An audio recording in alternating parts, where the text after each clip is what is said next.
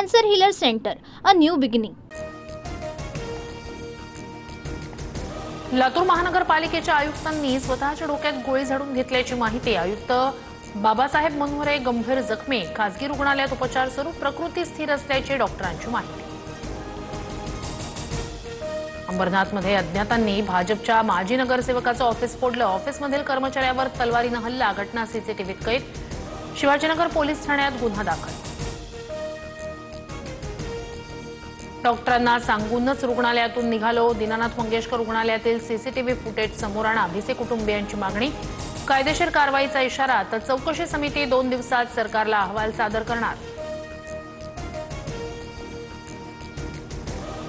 शेतकऱ्यांबाबत अनवधानानं वक्तव्य केलं, शेतकऱ्यांची मनं दुखावल्यास दिलगिरी व्यक्त करतो, माणिकराव कोकाटेंकडून दिलगिरी व्यक्त।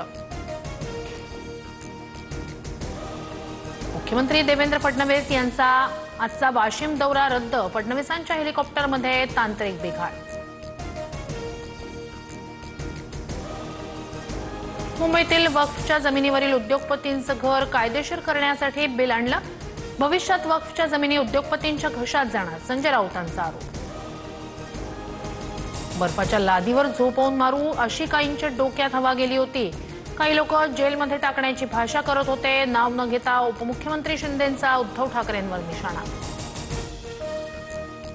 शिवसेना फोडायची आणि मोदींच्या पायात नेऊन ठेवायची, हाच एकनाथ शिंदेंचा ड्रीम प्रोजेक्ट, संजय राऊतांची शिंदेंवर टीका। पवईतील अनधिकृत मशिदीवरील भुंगे काढायला लावले, मुंबईत अनधिकृत मशीद, अनधिकृत भुंगे चालणार नाहीत, किरीट सोमय्या आक्रमक। उपमुख्यमंत्री अजित पवार बारामती दौऱ्यावर, अजित पवारांकडून विविध विकास कामांची पाहणी, अनेक कार्यक्रमांनाही हजेरी। नागपुरातील मोर भवन आणि गणेश पेठमध्ये पंचतारांकित स्थानक साकारणार, 6 ठिकाणी व्यापारी संकुल होणार, चंद्रशेखर बावनकुळे यांच्याकडून विविध विकास कामांचा आढावा। पंतप्रधान नरेंद्र मोदींच्या हस्ते तामिळनाडूच्या रामेश्वरम मधील नव्या पंबन ब्रिजचं उद्घाटन, जुना पूल वापरण्यायोग्य नसल्यानं नव्या पुलाची निर्मिती।